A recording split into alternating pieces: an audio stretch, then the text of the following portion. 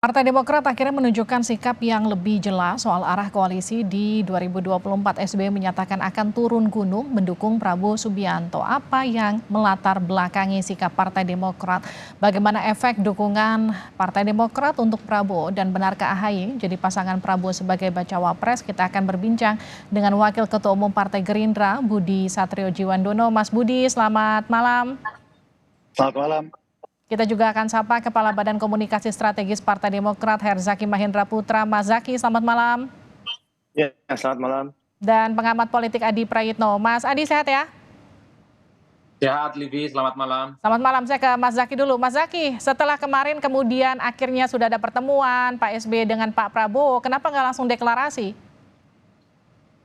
Ya, bagaimanapun kalau kami kan ada proses dan mekanismenya. Pertama, sudah ada pertemuan sebelumnya, Pak SBY Bapak Prabowo sudah datang ke Cikeas di hari Sabtu. Lalu kemudian kami menggelar rapat Majelis Tinggi Partai itu di hari Minggu pagi. Karena bagaimanapun kan sesuai dengan janji MTP di tanggal 1 September lalu, dalam waktu kurang lebih 2 minggu akan segera diputuskan kemana kami akan berlabuh. Lalu juga banyak desakan dari para kader yang menginginkan agar ada keputusan segera kemana kami akan berlabuh. Dengan melalui berbagai pertimbangan dan berbagai komunikasi dan silaturahmi, akhirnya Majelis Tinggi Partai di hari Minggu pagi memutuskan mendukung Bapak Prabowo Subianto selaku Capres 2024 dari Partai Demokrat. Nah, pertemuan kemarin itu di Hambalang, seperti yang sudah kita ketahui bersama, Bang Budi juga ada di sana, ya, bahwa Majelis Tinggi Partai Demokrat itu melakukan pertemuan dengan Pak Prabowo, ya, dan juga jajaran petinggi Gerindra untuk menyampaikan hasil. Jadi Mas AHY selaku Ketua Umum dan juga Wakil Ketua Majelis Tinggi Partai itu menyampaikan hasil keputusan dari Majelis Tinggi Partai Demokrat bahwa kami mendukung Pak Prabowo sebagai capres. Nah, kalau kita lihat video-video tadi itu adalah acara setelahnya yang bersama juga dengan para pimpinan parpol yang merupakan anggota dari Koalisi Indonesia Maju, di mana Pak SBY itu diminta untuk memberikan sedikit ya sambutan lah gitu. Sebelumnya dimulai dari Pak Prabowo gitu. Mas Zaki, Ya, jadi kalau untuk resminya nanti Mbak, untuk resminya begini, kita langsung dulu ke ke yang kita berikan dukungan kan Pak Prabowo dan teman-teman Gerindra. Lalu kita komunikasi juga, ternyata di sana juga hadir para pimpinan parpol dari Koalisi Indonesia Maju gitu. Nah, sedangkan untuk deklarasi atau secara resminya nanti Mas AHY akan menyampaikan di Rapimnas. Jadi bukan karena hitung-hitungannya belum masuk ya? Oh, enggak lah, enggak ada. Kalau kami ini kan komitmennya jelas dan tegas gitu. Begitu kita mengiyakan, ya iya gitu. Enggak ada langkah istilahnya surut atau ditunda-tunda, enggak ada. Tapi yang jelas bahwa kami sudah clear ya. Hasil rapatnya dukungan sepenuhnya kepada Pak Prabowo. Hanya saja kita ini kan menggelar Rapimnas kan butuh waktu. Karena apa? Kami ingin menunjukkan keseriusan kami dalam mendukung Pak Prabowo. Jadi Rapimnas ini dihadiri oleh ribuan pengurus dari berbagai tingkatan dari seluruh Indonesia, Pak. Jadi mereka semua akan hadir nanti di hari Kamis ya, para pimpinan ini. Lalu di situ kita juga akan mengundang media ya. Lalu kita akan melakukan live juga Mbak, langsung broadcast secara live di berbagai stasiun televisi nasional, termasuk diantaranya melalui Kompas TV. Nah, ini hanya ingin menyampaikan dua hal. Satu, hasil keputusan dari rapat MTP. Yang kedua adalah deklarasi secara resmi siapa baca pres Partai Demokrat. Kira-kira begitu.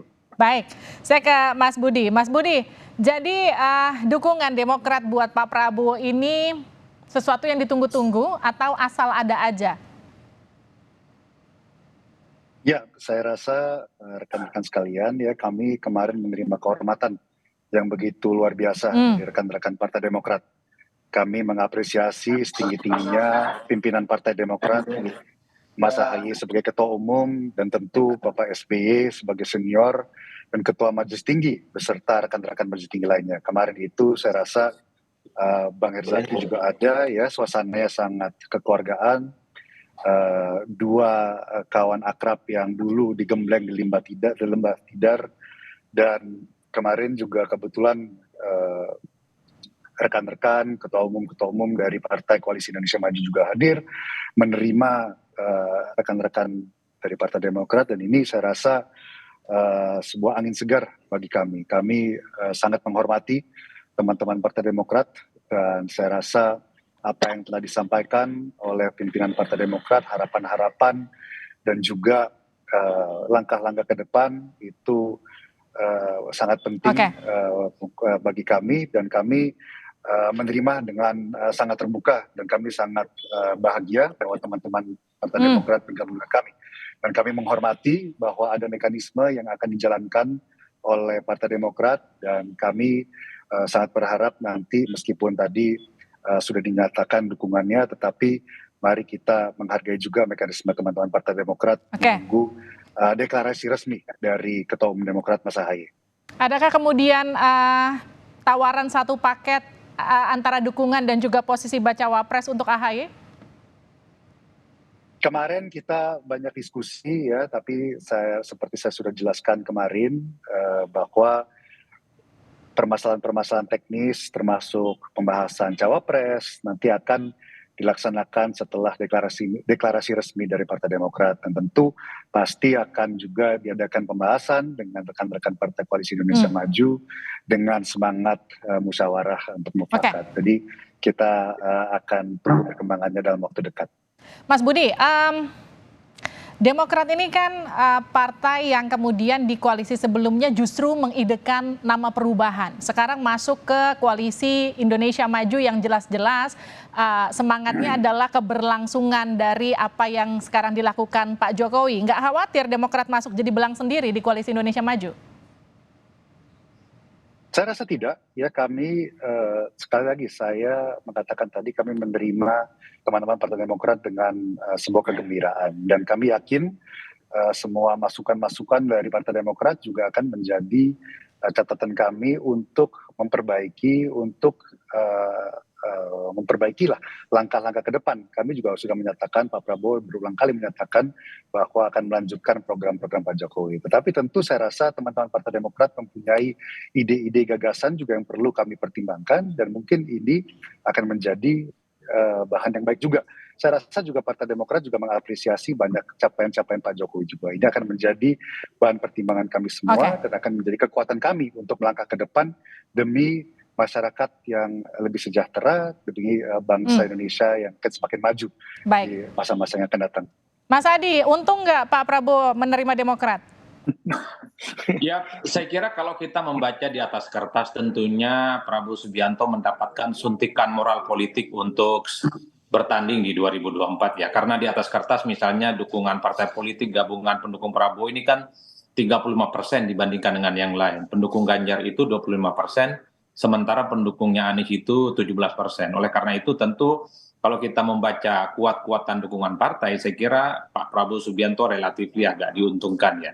Tapi dua hal, Livi. Pertama, tentu ini menjadi problematik karena memang Partai Demokrat ini biasanya kayu bakar politiknya adalah selalu mengkritik Jokowi ya sebagai sosok yang dinilai gagal, dinilai membangun satu infrastruktur yang tidak sesuai dengan kaidah-kaidah pembangunan ekonomi di Indonesia ya.